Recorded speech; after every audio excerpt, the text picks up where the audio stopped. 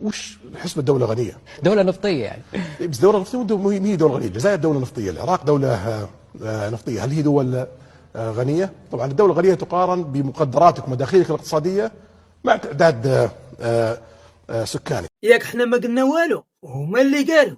عندك ثاني تبدا المروك بلاتي البطل.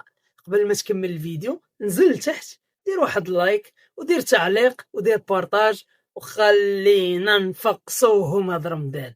المهم كمل الفيديو وشوف لي عبد الفتاح السيسي كيقصف ليا خايب السميه.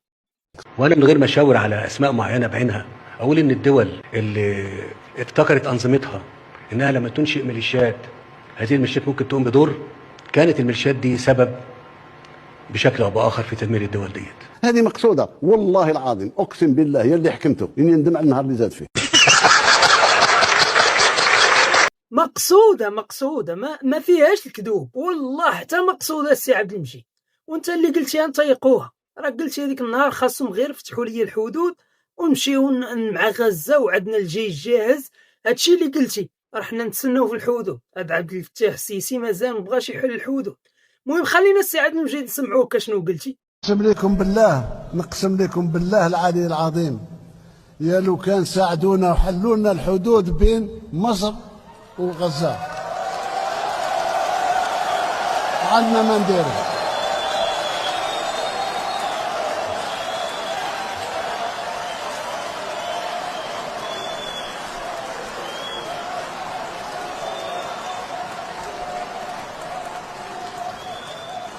عندنا ما نديرو، وراني توعدت والجيش راه جاهز، مجرد ما يحلوا لنا الحدود. معبر رفح مفتوح على مدار ال 24 ساعه في ال7 ايام في ال30 يوم.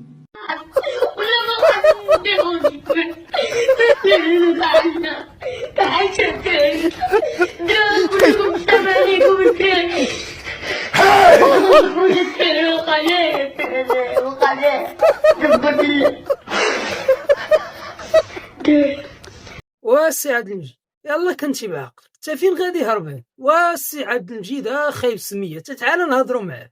راه الحدود محلوله، دير شي حاجه، دير شي حركه. كشفت دراسات وأرقام رسمية في الجزائر أن 10 ملايين جزائري يعيشون تحت وطأة الفقر.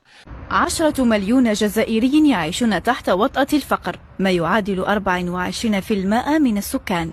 واسي عبد المجيد وخايب سميه، تاشد الحالة 10 مليون فقير، وفي 2023 كانت 10 مليون مجنون. علم الله دابا شحال تا الدولة بالسلامة شحال فيها من واحد. وقال عندكم هذاك العقل اللي كتخدموا به كاملين، اللي ناض الصباح بكري كيهز هذاك العقل يخدم به ويخلي الناس اون بان. هادشي اللي كيبان ليا. فينا هي الثروات، فينا البترول، فينا الغاز، فينا غار جبيلات الحديد، هادشي كامل وفينا الناس كتموت. 10 مليون فقير. اش كتقول في هادشي السي عبد المجيد؟ الجزائر قوة ضاربة، العالم كله معترف بالجزائر إلا بعض الجزائريين.